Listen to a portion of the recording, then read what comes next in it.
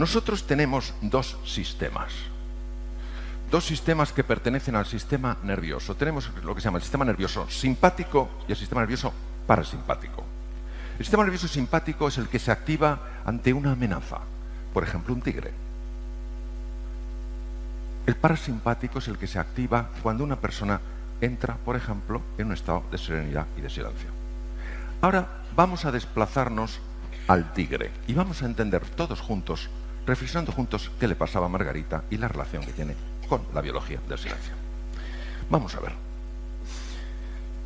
Si yo me estoy dando un paseíto por este parque maravilloso de Logroño, a una hora, bueno, tempranera, y me encuentro con un tigre,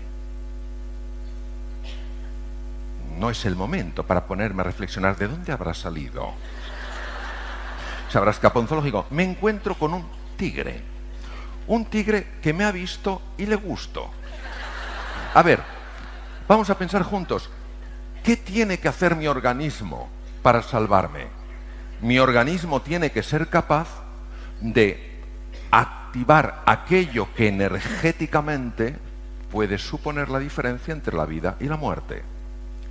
Si vosotras fuerais el cerebro humano y tuviera que tomar una decisión de qué hacer frente al tigre y tenéis que redistribuir la sangre, sangre es energía con glucosa, oxígeno, todas estas cosas, si tenéis que redistribuirlo, ¿a dónde llevaríais la sangre? Contadme. A las piernas, claro, a las piernas. ¿Por qué? Porque ¿para qué os tengo? Para correr. Pero ¿entendéis que no correríamos como corremos habitualmente? No, correríamos más. De hecho, aumenta la potencia, puede aumentar hasta 5 veces. También puede ser que se genere, yo lo experimenté en el Amazonas con un jaguar, lo que se llama una catatonia. Te quedas paralizado. Y el jaguar te mira y dice, qué cosa más rara. Se movía y ahora está quieto. Yo tuve suerte y le engañé. Pero no porque, entenderme, no porque yo dijera, me voy a quedar quietecito, por si no me ve. Eso no engaña ni mosquito. La catatonia es un proceso muy antiguo, desde el punto de vista evolutivo, donde te quedas paralizado y claro, el propio animal, salvo que sea muy curioso, esté muy hambriento, se queda descolocado ante eso y no le gusta. Bien.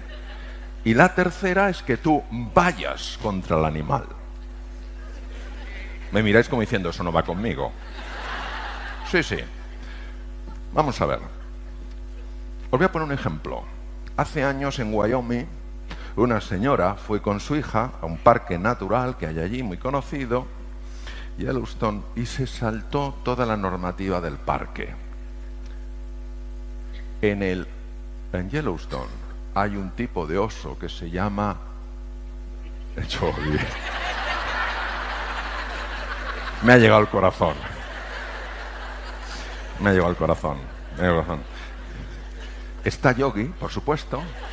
Está también Bubu, naturalmente, no le vamos a olvidar. Pero están también los osos grizzlies, cuyo nombre en latín es Ursus horribilis. Con eso ya te haces una idea de que no es Yogi. Bien.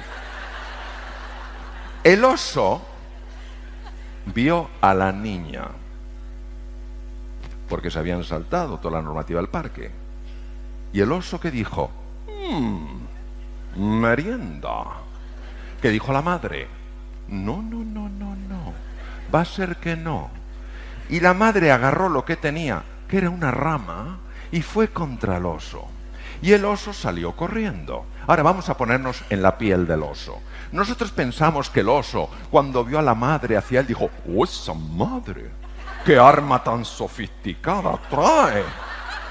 Yo me imagino al oso diciendo, ¿qué es eso que viene con la rama? Bien. Luego también está el ataque, la huida y el bloqueo. Bien.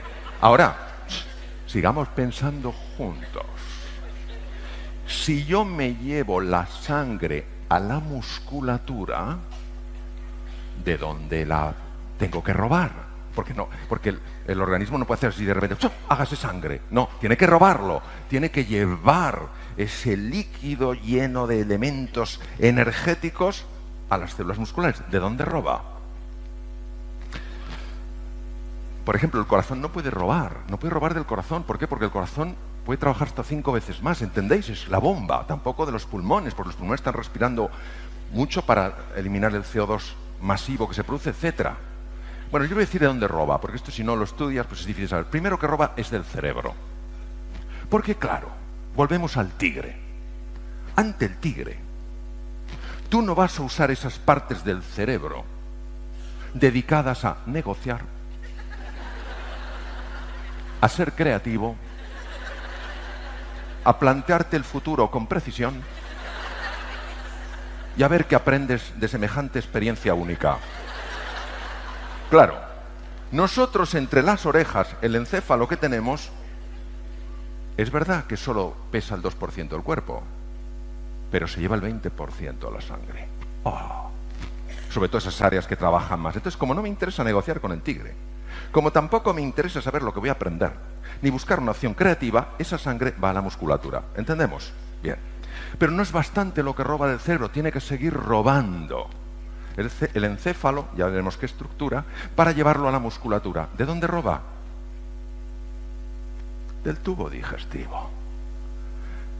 Voy a estar corriendo yo por el parque, siendo perseguido por un tigre, y alguien me dice: ¡hay patatas a la riojana! Digo: ¡oh, momento! Esto es para pensárselo. Si hago eso, el tigre no solo me come, sino que encima me lo merezco. Bien. Luego del tubo digestivo. ¿Qué pasa en el tubo digestivo? El tubo digestivo pasan 2 fenómenos apasionantes. El primer fenómeno apasionante es que se paraliza el tubo digestivo, porque no es el momento para comer.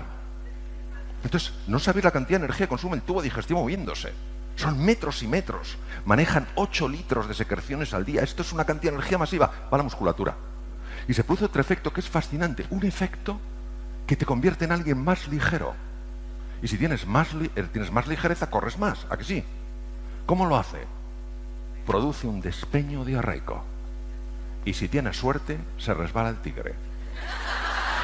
Valor añadido. Bien. Claro, entonces, ¿qué le pasaba a Margarita? ¿Qué le pasaba a Margarita? A Margarita lo que le pasaba era que la mente humana es capaz, a través del cerebro, de generar una sensación de amenaza emocional que sobre el cuerpo actúa de la misma manera que si hubiera un tigre, con menos intensidad, pero exactamente el mismo mecanismo, las mismas hormonas. ¿Qué ocurría con Margarita? Con Margarita lo que ocurría es que el estómago estaba paralizado. Cuando Margarita comía, la comida no avanzaba a suficiente velocidad y se pudría. Cuando la comida se pudre, fermenta. Cuando fermenta, produce gas, y el gas hincha las paredes del estómago. No hay ninguna medicación que pueda contrarrestar eso. El problema no era la acidez, el problema es la distensión. En el momento en que veremos cómo actuó sobre ella, en que Margarita redujo la sensación de amenaza, su estómago se normalizó. Esto explica también, por ejemplo, muchos problemas en la reproducción, porque claro, si a mí un tigre me persigue y pienso en la reproducción, soy en exceso optimista. Luego también roba de los órganos sexuales. Aunque una vez, recuerdo, me pasó algo curioso. Estábamos así, como estáis en la primera fila, muy cerquita de donde estoy yo, y había un señor que todo el rato me miraba raro. Todo el rato me miraba raro. Y cuando dije que robaba de los órganos sexuales, el tío, no os lo perdáis, me mira y me dice, pero así, claro, está muy cerca, me dice: a mí, ni en una situación así, me roban sangre de ahí. Veréis, no sabéis lo que eché en falta. No digo tener un tigre. Me hubiera bastado un tigretón. No se encuentra su instrumento ni con microscopio. No estamos hablando de que la amígdala se haya activado y luego se desactive. Estamos hablando de que estamos secuestrados por la amígdala. ¿Cuáles son las consecuencias de la activación mantenida de la amígdala? Pues el corazón cuando se activan los mecanismos de supervivencia, puede trabajar 5 veces más. Ya os podéis imaginar que el corazón trabajando 5 veces más de forma continua acaba generando patología cardíaca. Es una de las causas más frecuentes de arritmias no reconocidas por los cardiólogos. Imaginaros además qué pasa con un tubo digestivo que de forma habitual no recibe suficiente suministro de sangre. Se paraliza, ¿lo entendéis? No puede funcionar. ¿Qué pasa con la comida? La comida se pudre, porque no avanza. Al pudrirse fermenta. Al fermentar se dilata el estómago, se produce lo que se llama meteorismo, es el gas en el estómago, y empieza a subir el ácido, el famoso reflujo. Luego, esa bolsa de gas pasa al intestino grueso y es el colon irritable. ¿Es o no frecuente eso hoy? ¿A que sí? Además, afecta al sueño, es una de las causas más frecuentes de insomnio. Afecta, por supuesto, a la fertilidad. Genera tal grado de tensión muscular que acaba produciendo dolores de espalda, dolores en muchos sitios. También altera el sistema de defensa del cuerpo, porque en un mecanismo de supervivencia, el organismo, el cerebro, entiende que lo que nos protege frente a bacterias, virus y tumores no es esencial. Por eso se funciona mucho peor a la hora de defenderse frente a una gripe, un catarro, etcétera, etcétera.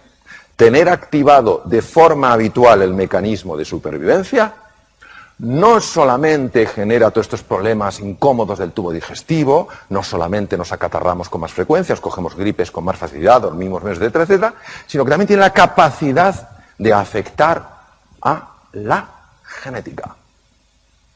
Afortunadamente tenemos también otros mecanismos de adaptación.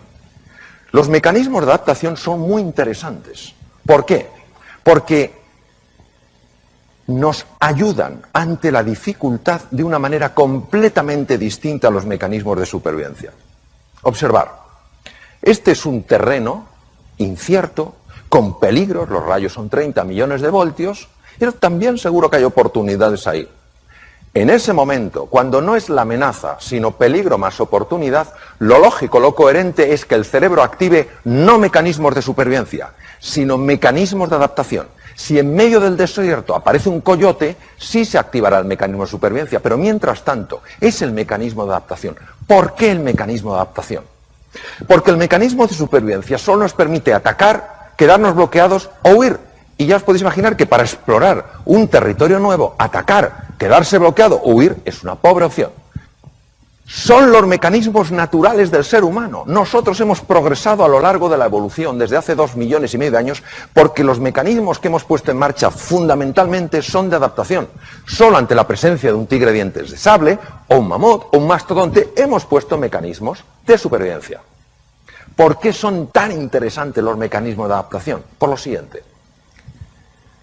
Cuando el cerebro pone en marcha ese mecanismo, a diferencia de cuando pone en marcha el de supervivencia, la sangre no va a la amígdala, sino que va a la zona prefrontal, la zona clave para prestar atención, para ver las cosas con perspectiva, para tomar decisiones y para aprender.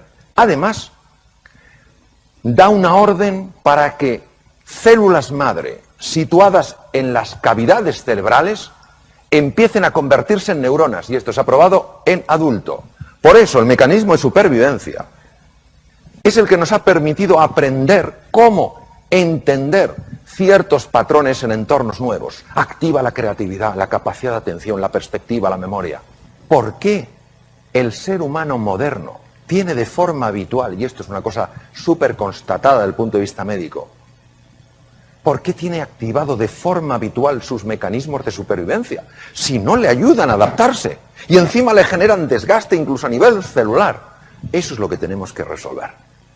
Generamos interpretaciones de amenazas que son creaciones mentales y respondemos como si fueran peligros y amenazas físicas.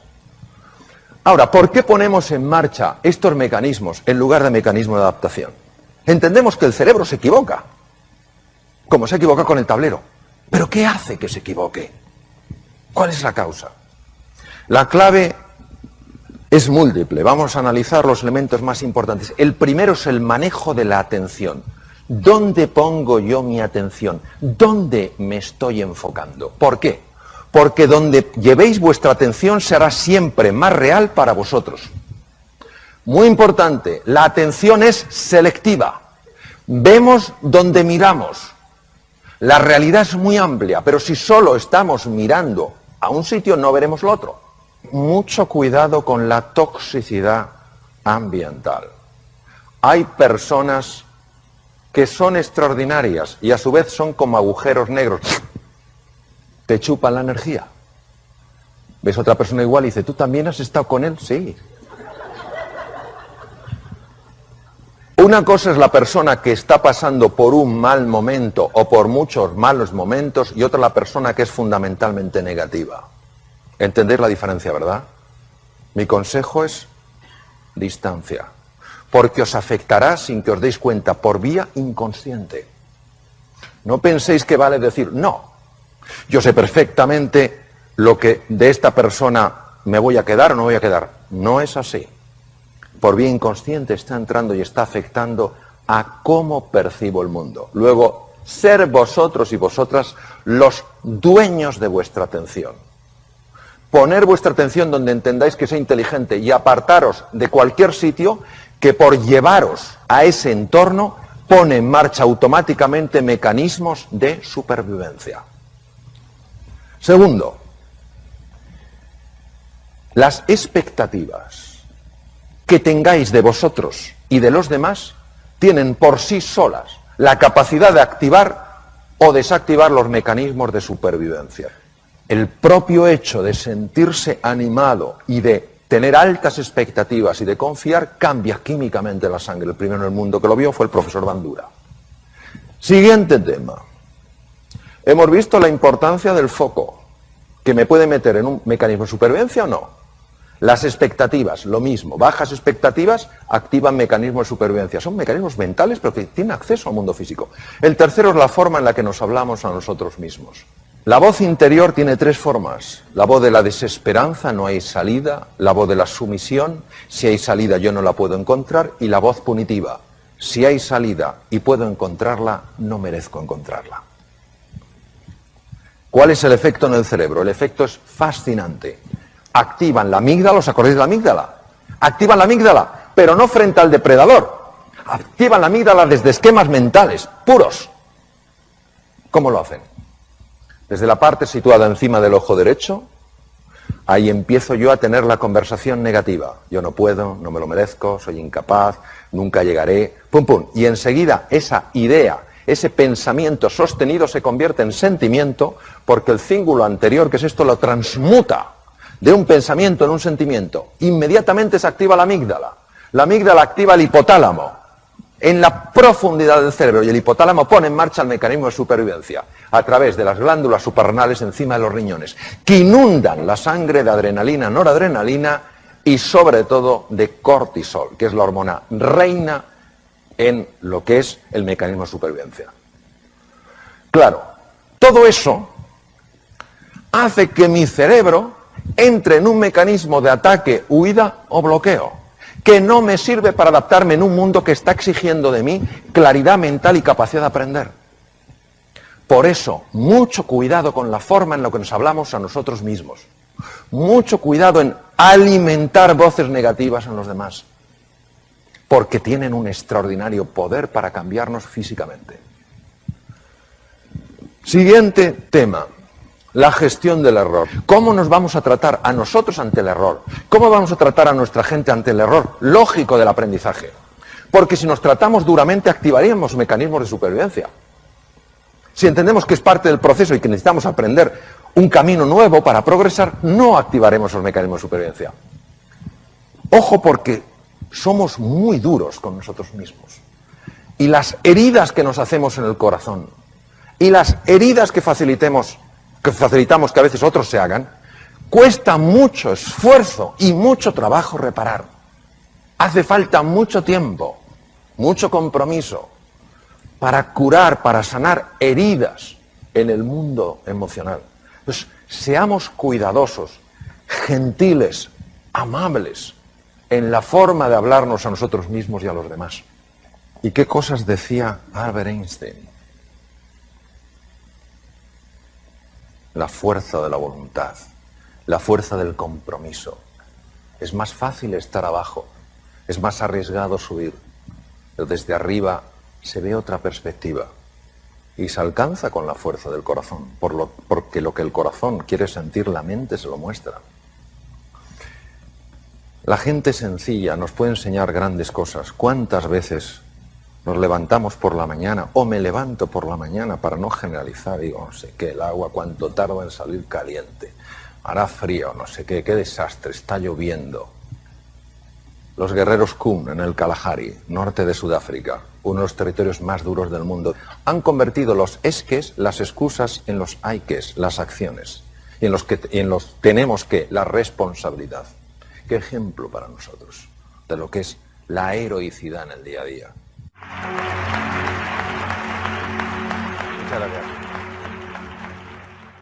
Contaras algunas técnicas, consejos o pautas que transmitir a nuestros hijos cuando se ponen nerviosos ante un examen. Esa situación de estrés, de nervios que vivimos, ¿cómo manejarla? El estrés es un campo muy amplio y de gran calado. Entonces, yo lo que te diría es que la razón por la que nos ponemos nerviosos la mayor parte de las veces no es por el hecho en sí, sino por la historia que nos estamos contando acerca del hecho. Es decir, hay un examen y esto obviamente es una prueba. Vamos a ver, si no tienes ni idea del contenido, es normal que estés nervioso. Es decir, pero eso ni lo estamos considerando aquí. Es decir, una persona que se va a un examen y no ha estudiado nada, ya le puede decir, ponte a hacer un poco de mindfulness, no te va a venir la ciencia infusa. No te va a venir la ciencia infusa. O sea, no te van a venir la ciencia infusa. Entonces, estamos hablando de una persona que por lo menos ha hecho un esfuerzo, tiene un cierto conocimiento del contenido y lo que quiere es expresarlo bien. ¿Por qué se pone especialmente nerviosa esa persona? Por lo que se está contando a sí misma. Hay un diálogo interno que es absoluto ruido mental que está diciendo, anda que si sale la pregunta que no te sabes, anda que si no lo escribe bien. Es un discurso que ha sido fotografiado con técnicas de resonancia funcional magnética en cuanto a activación de centros cerebrales, ¿no? Que corresponden a ese discurso, ¿no? Yo te diría que hay varias cosas que sabemos que ayudan a reducir ese estado de ruido, vamos a llamarlo ruido mental, es decir, ese nerviosismo como consecuencia de ruido mental. En primer lugar es hacer ejercicio físico. El ejercicio físico por sí solo tiene la capacidad de reducir el ruido mental. El ejercicio físico no implica apuntarse a un gimnasio, sino moverse más. En segundo lugar, poderlo hablar con alguien de confianza, poder hablar el sentir, poder contarle el sentir. Y a veces, si no tienes a nadie, escribe lo que te preocupa, pero en un papel tan pequeño que casi no lo puedas ver. Porque el cerebro está interpretando que si puedes poner el problema en un tamaño tan pequeño es que el problema no es tan grande. ¿Vale? La siguiente cosa que te diría es que se entrenen en una cosa que cada vez tiene, pero por pura lógica, más difusión, que es todo lo que es los estados contemplativos de la conciencia, que no es más, o mindfulness, que lo único que significa es que se entrene en prestar atención a las cosas que son reales, como su respiración, como las sensaciones del cuerpo, porque el otro es mental. Entonces, cuando la narrativa no recibe la misma atención, empieza a tener menos impacto. Y hay una cosa que es clave en el adiestramiento, y yo he visto su tremenda eficacia, que es acostumbrarte a traer la atención al aquí y a la ahora. Es decir, por ejemplo, vamos a suponer que uno de tus hijos está preparándose para el examen y está nervioso como puede estar uno de los míos y cualquiera de nosotros. Esto es una cosa que todos podemos compartir y relacionarnos perfectamente con esa situación. Entonces, claro, empieza a pensar, no, si hubiera estudiado más, si ya me lo decía mamá, no veas tanta tele y estudia un poco más, y no lo he hecho. Anda que si ahora lo hago mal el examen, fíjate qué cosa, qué truco tan sutil y demoledor de lo que se llama la mente dualista. Te está llevando para atrás a lamentarte y te está llevando al futuro a preocuparte. Te priva de fuerza en el presente. Y una cosa que procuro entrenar todo lo que puedo es cuando veo que me estoy lamentando de algo del pasado, inmediatamente vengo al presente. porque caemos en la tentación de pensar que cuando miro atrás para lamentarme de algo no lo volveré a repetir. Es mentira. Es un truco para que te sientas fatal. Eso es como cuando uno ha decidido reducir su ingesta, lo que come, y llega el momento del postre. Y se acerca el camarero y te dice, por cierto, la especialidad aquí son los postres. Y entonces tímidamente preguntas, ¿no tendrá algo de chocolate? Y dice, señor, la mejor tarta de chocolate del mundo. Entonces es como un deseo irrefrenable de comerte esa tarta de chocolate. Entonces te la comes y cuando te la has comido empiezas a sentirte culpable. No me la tengo que comido. Es la misma mente jugando de tal manera que te tenga siempre atrapado. Primero, hace que esa tarta de chocolate sea absolutamente tentadora. Y lo segundo, hace que te sientas culpable. Yo me pregunto, ¿hay alguien que por sentirse culpable ha cambiado alguna conducta? No. Llega la próxima tarta de chocolate y vuelves a caer. Entonces, lo que te quiero decir, cuando se habla tanto del aquí y el ahora, parece que tiene una connotación metafísica o filosófica. No es así. Es tremendamente práctica.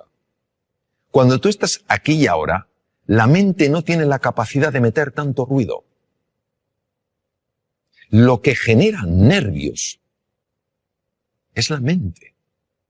Pongamos el ejemplo de un opositor. Este sí que es un examen donde una persona se juega 3, 4, 5 años de estudio, 13 horas diarias, saliendo como mucho un día o medio día a la semana y hipotecando toda su vida profesional a ese examen.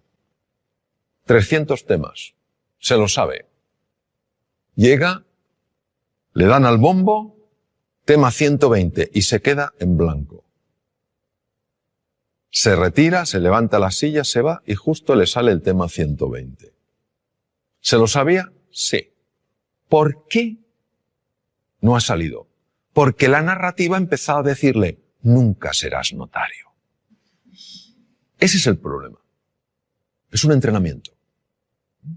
Porque hay que ir en contra de un condicionamiento mental previo. El tema es, ¿cuánto nos va a costar? Yo no creo que esa es la pregunta. La pregunta es hasta dónde nos puede llevar. Hola Mario, soy María. ¿Nos podrías contar qué es el mindfulness y cómo funciona? ¿Y qué evidencias científicas tiene? Sí, claro que sí, María. Lo que pasa es que lo voy a contar de una manera muy visual, porque yo creo que lo vamos a ver mejor. Vamos a suponer que tú y yo estamos dando un paseo, entramos en un parque y vemos un lago, no muy grande, pero un lago. Entonces nos asomamos a ver qué hay en el fondo del lago y si el lago es profundo o no lo es. Pero no podemos ver el fondo. ¿Por qué no lo vemos, María? Porque está el agua turbia. Muy bien. Una de ellas es que el agua esté turbia. Si el agua está turbia, no podemos ver el fondo. Y si el agua no estuviera turbia, sino que fuera absolutamente cristalina, ¿por qué no vemos el fondo? Pues a lo mejor no vemos porque ese agua está agitada.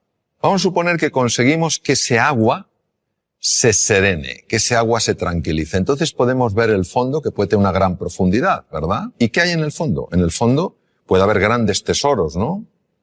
Me permito recordar que algunos de los mejores tratamientos oncológicos que hay en la actualidad se han obtenido de esponjas marinas. Hay grandes tesoros, grandes oportunidades, y también podemos ver cosas, pues que no tendrían que estar ahí. Plásticos, basura en el fondo del mar que está haciendo daño a la naturaleza, ¿correcto? Eso es lo que hace el mindfulness. Nuestra mente está agitada. Y como está agitada, no vemos nuestro potencial, ni tampoco vemos aquello que nos está lastrando. Cuando conseguimos que ese agua, esa mente se serene, empezamos a ver cosas en nosotros y a experimentar sensaciones y a experimentar realmente descubrimientos, revelaciones en el sentido de cosas que estaban veladas y se ven, que tienen un poder transformador en la vida. Y también empiezas a ver aquellas cosas que no habías visto de ti y que realmente te están haciendo la vida difícil. Y a veces, para poder limpiar un poco el agua, hay que descubrir dónde está la suciedad. Esto es lo que permite el mindfulness. El mindfulness es un ejercicio puro de la atención para serenar esa mente que por razones que todavía no conocemos está agitada. Y como está agitada, no podemos reconectar con nuestro potencial oculto, ni sabemos por qué tantas cosas que son pequeñas nos alteran de una manera tan grande. El mindfulness ya está descrito en la literatura india desde el Bhagavad Gita de hace 3.500 años, cuando Krishna le dice al príncipe Arjuna, la mente es difícil de manejar como el viento, y cuando cerca del Nepal el príncipe Gautama Siddhartha, Sakyamuni Buda, el primer despierto según el lenguaje sánscrito, descubre que el dolor es parte de la vida, pero el sufrimiento lo genera este movimiento en la mente. Y que la forma de combatir ese sufrimiento es estabilizar la atención, alejándola de esa narrativa, de esa rumiación constante, de ese ruido que nos impide reconectar con lo que somos. La evidencia científica, pues mira, la evidencia científica es aplastante. Aplastante tanto la neurociencia contemplativa, que es la que se dedica a estudiar el efecto en el cerebro de los estados meditativos, como en la fisiología cardíaca, en la endocrinología, en la neurología. Es que, fíjate, detrás de muchísimas enfermedades, por no decir de todas, hay un factor que puede pesar más o menos y que es la ansiedad. La ansiedad es generada por el ruido mental.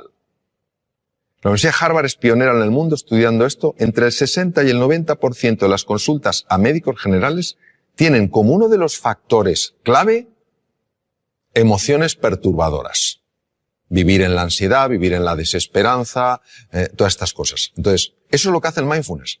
A nivel de cerebro, pues por ejemplo, a nivel de cerebro unas cosas que hace es reducir el volumen de la amígdala.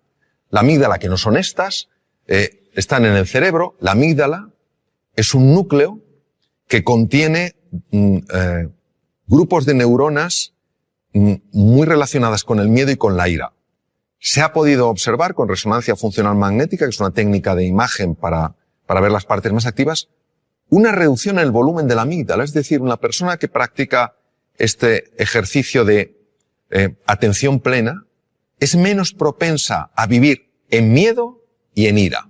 Imaginemos lo que es esto para la humanidad.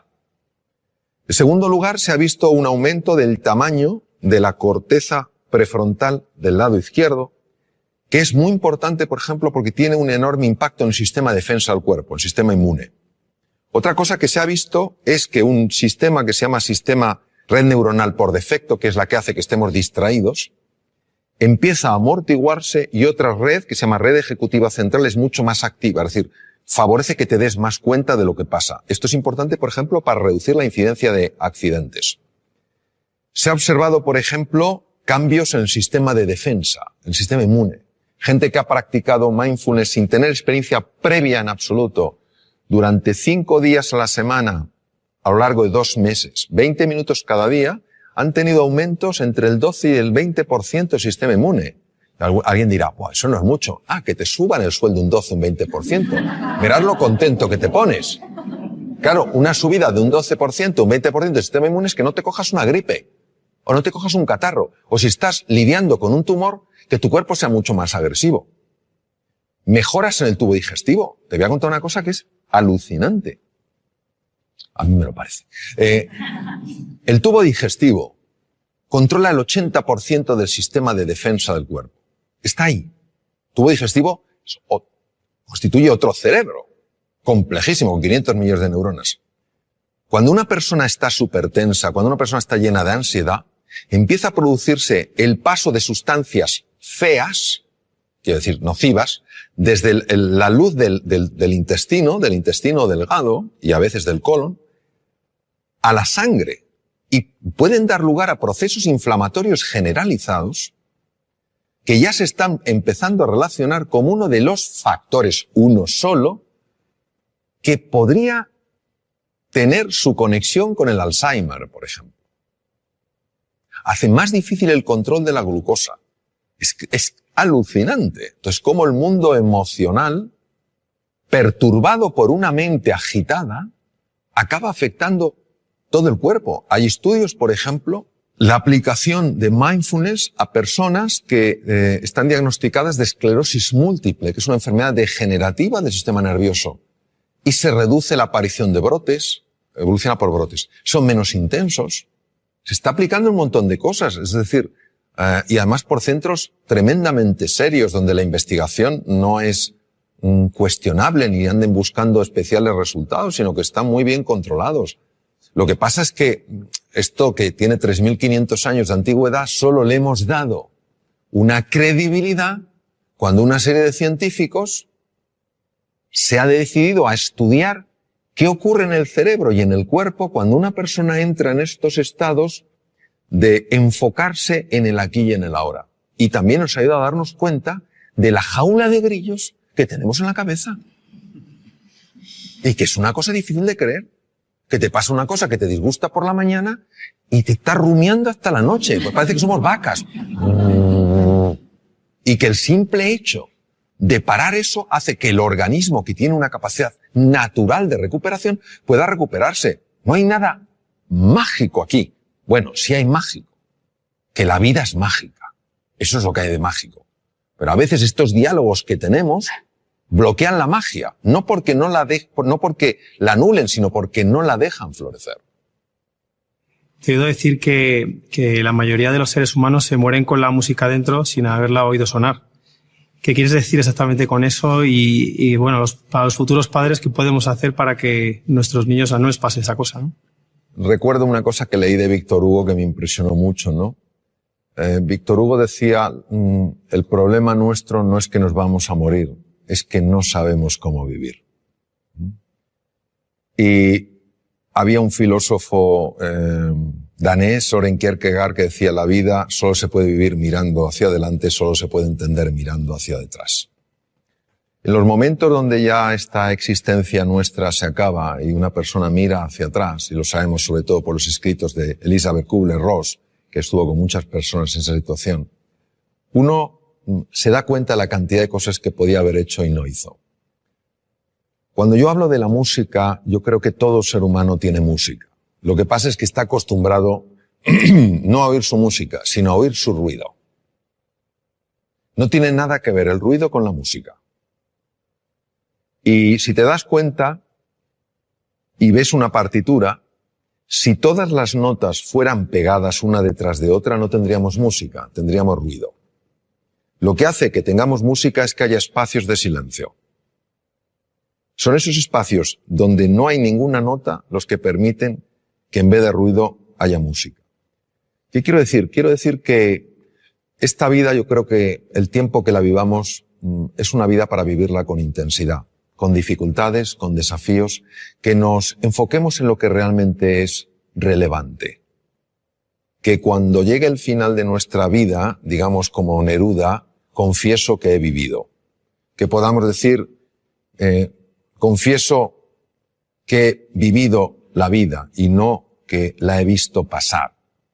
Y esa toma de conciencia, esa reflexión es lo que creo que nos puede ayudar sencillamente a que la música emerja. Porque el ser humano está llamado a eso, a hacer sonar su música. O sea, todos tenemos una música.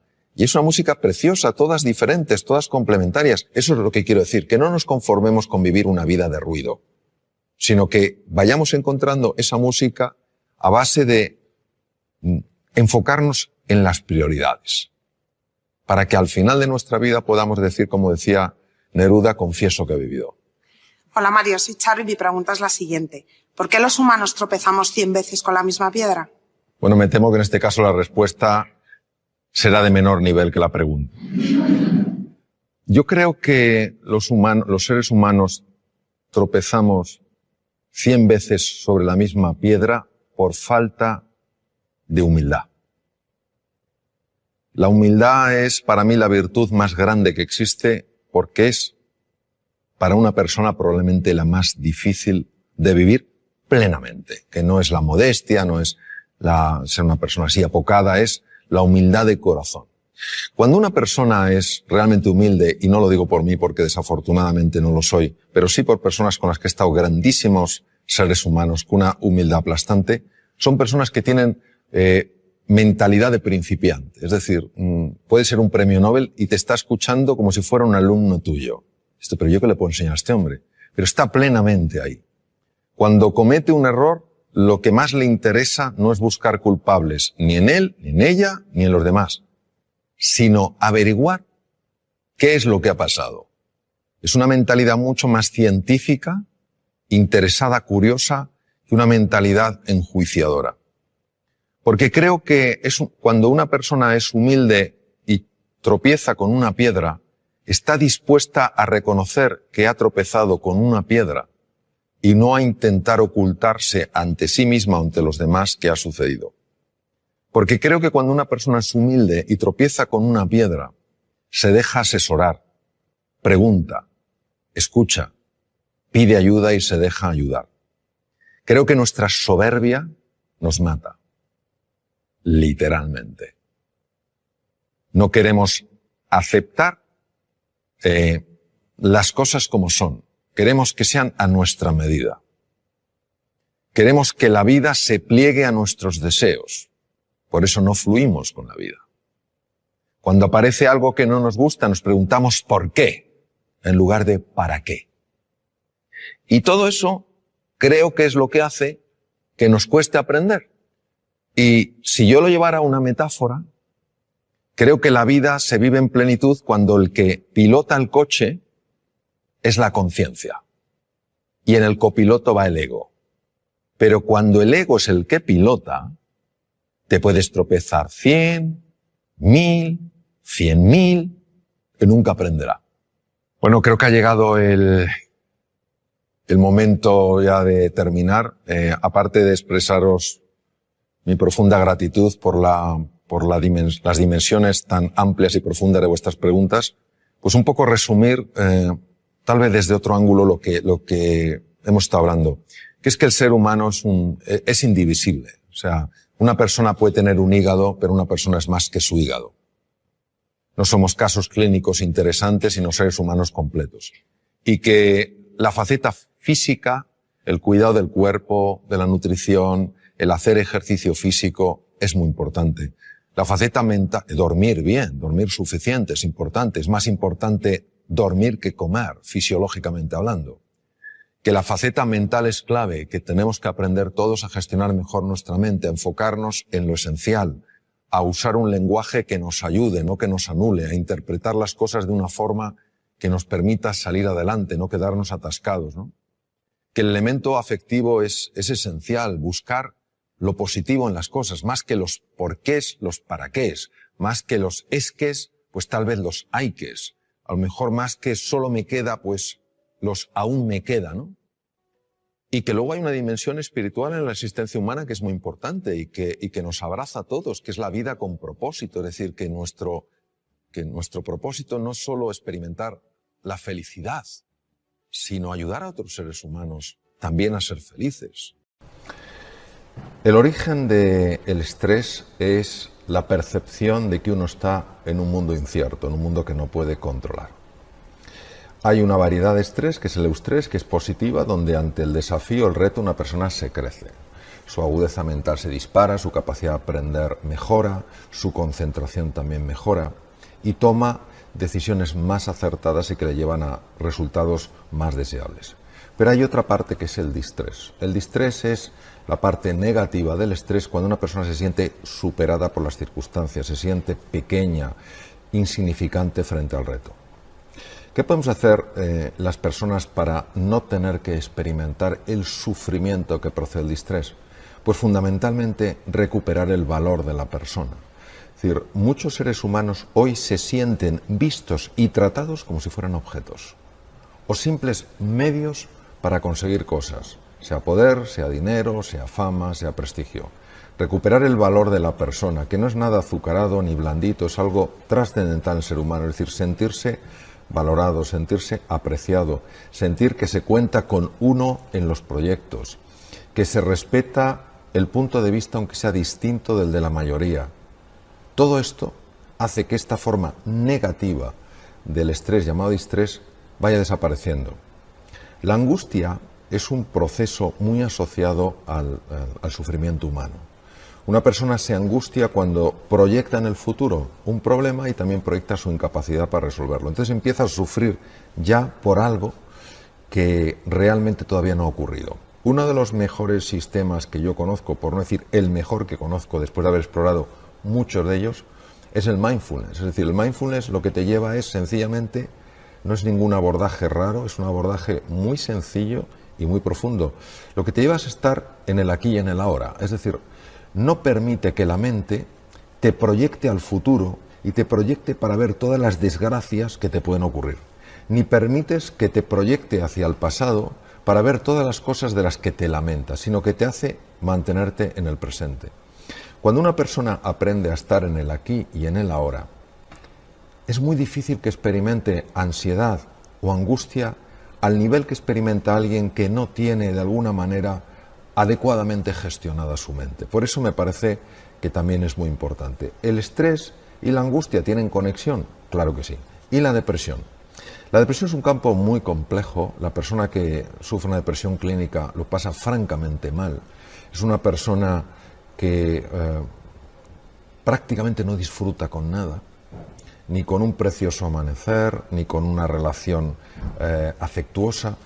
Y hoy sabemos que la depresión y la ansiedad son primos hermanos, pero casi hermanos. Es decir, que un proceso largo de ansiedad, un proceso largo de angustia puede terminar en una depresión. Y es curioso porque en este sentido Sigmund Freud decía que la depresión es la agresión vuelta contra uno mismo.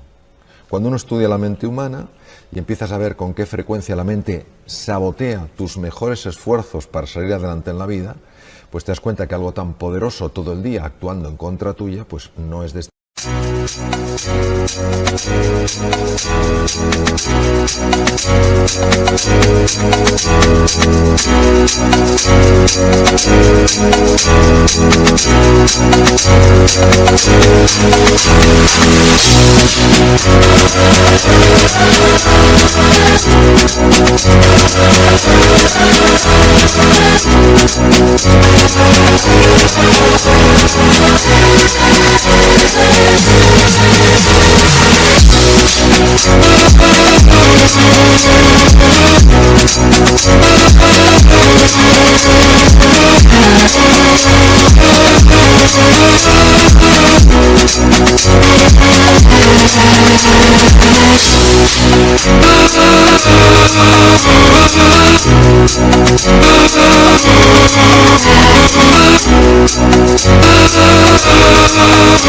Extrañar que te lleve a una depresión. Entonces, en resumen, yo diría que hay dos cosas que podemos hacer. Primero, tratar a los demás de verdad como personas. Pueden ser distintos a nosotros, pero no tienen por qué ser distantes. También ellos quieren ser felices, también quieren ellos sufrir menos, y no podemos permitir que formas distintas de ver la realidad nos separen como personas. Y en segundo lugar, hacer trabajo interior para encontrar ese silencio donde está el más bello de los sonidos, que no es la ausencia de sonido, es la ausencia de ruido. Cuando tú vas entrando en ese silencio y la mente se va apaciguando de forma natural, el cuerpo se recupera, la energía aumenta y la claridad mental también se dispara. Entonces esas son las cosas que aparentemente son muy sencillas, pero cuando uno las estudia se da cuenta de que tocan los rincones más profundos del ser humano. Estupendo, Mario. Fantástico. Y cuando una persona recupera esa claridad, cuando recupera todo esto de lo que estamos hablando, ¿cómo puede influir eso en su puesto de trabajo? Estamos hablando también de trabajo. ¿De qué manera puede beneficiar a la empresa que la persona recupere ese equilibrio? Sí, ha habido una serie de investigadores a lo largo de la historia que han hecho aportaciones verdaderamente importantes. La lástima es que muchas de esas aportaciones no salen de los centros de investigación y personas que no están en ese mundo pues tampoco saben de qué manera se podrían beneficiar de esas investigaciones y de esos descubrimientos. Uno de estos descubrimientos fue de los profesores Yorkis y Dodson de la Universidad de Harvard, que descubrieron la relación que había entre la eficiencia de una persona imaginemos la eficiencia de una persona en su puesto de trabajo y el nivel de tensión interna que esa persona estaba experimentando. Y se dieron cuenta que que todos necesitamos un nivel de tensión para ser eficientes, necesitamos trabajar un poquito contrarreloj algunas veces, pero cuando esa tensión interior supera un nivel, todo lo que es la eficiencia cae radicalmente. Es decir, la capacidad de esa persona para negociar bien, para tomar buenas decisiones, para aprender cosas nuevas, para buscar nuevos caminos, se reduce significativamente. En la época de George Casey Dodson se desconocía por qué pasaba esto. Es decir, se sabía, ellos habían estudiado y habían visto efectivamente que una persona con una gran tensión interior, porque tiene un gran nivel de distrés, porque tiene un gran nivel de angustia, un gran nivel de ansiedad, su performance laboral, personal, era mucho menor. Hoy, con las técnicas modernas de neuroimagen y que se pueden inducir estados de ansiedad y angustia en voluntarios, se sabe lo que pasa en el cerebro. Y lo que pasa en el cerebro es que cuando una persona está sometida a mucha presión interior, partes enteras de su cerebro empiezan a alterarse. Partes que son muy importantes a la hora de tomar buenas decisiones, a la hora de pensar con claridad, a la hora de mirar las cosas de una forma sosegada, de una forma serena. Y claro, por eso se comprende que una persona emocionalmente bloqueada es una persona psicológicamente anulada. Por eso tiene tanta importancia buscar espacios de silencio, espacios de recogimiento y sentir la cercanía de otras personas. Personas que sabes que si te caes y cometes un error, no te van a señalar con el dedo, sino que te van a ofrecer una mano para levantarte.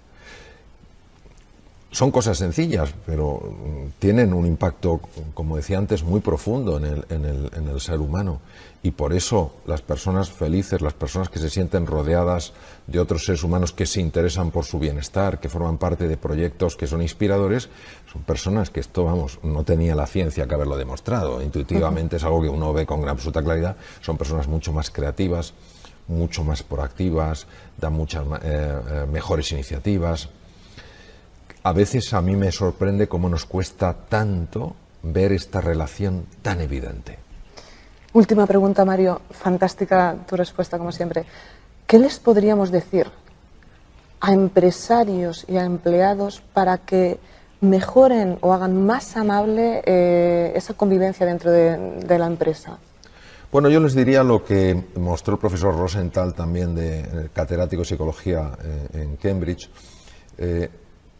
Lo que demostró el profesor Rosenthal, y que se llama el efecto Pigmalión. Cuando profesores trataron a niños como si fueran realmente brillantes, porque alguien les había dicho que eran muy brillantes, las puntuaciones de esos alumnos mejoraron de una forma extraordinaria. Su nivel de aprendizaje aumentó de una forma verdaderamente llamativa. Cuando a los profesores se les dijo que otros alumnos eran torpes, no importaba lo que hicieran esos alumnos, al final su performance era muy bajo. Es decir, la imagen que tenía el profesor inconscientemente influyó en los alumnos. Si el profesor tenía la imagen de que ese alumno era un alumno muy bueno, pero el alumno no aprendía, el profesor se lo explicaba de otra manera.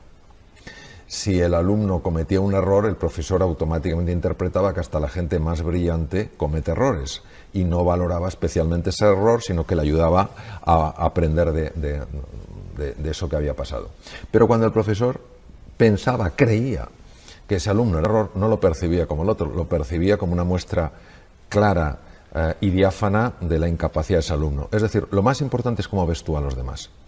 Cuando una persona se ve vista como alguien que tiene un extraordinario potencial, de forma natural empieza a expresarlo. Jean-Paul Sartre, el filósofo existencialista francés y premio Nobel, dijo: yo soy como tú me miras. Yo creo que somos espejos frente a espejos. Y cuando tú tienes personas a tu alrededor, independientemente de su formación, pero tú entrenas esa mirada para buscar la grandeza en esas personas, algo en esas personas lo nota y empieza a responder. Y esto es lo que necesitamos, no quedarnos con el envoltorio, no quedarnos con la apariencia, no quedarnos con el simple performance, sino fijarnos en el potencial. De hecho, para mí la gran diferencia entre un manager y un líder es que el manager solo se fija en el performance, en lo que una persona hace. Un líder también se fija en el potencial, qué es lo que esa persona podría hacer. Y continuamente, en cualquier interacción, está interactuando con eso. Estamos hablando de una parte muy sutil y muy profunda de la persona. Pero lo que es innegable es que esa persona que se siente vista como alguien que pueda aportar cosas valiosas, como alguien en quien se confía, empieza a desplegar un talento sorprendente. Y si no, que cada uno revise su historia personal y verá con claridad meridiana que ha habido una serie de personas, pocas habitualmente, que gracias a ellas tú has confiado más en tus posibilidades, has tomado decisiones que te asustaban y que te han abierto mundos. Entonces, claro, ser una persona de esta calidad es un legado maravilloso para el mundo.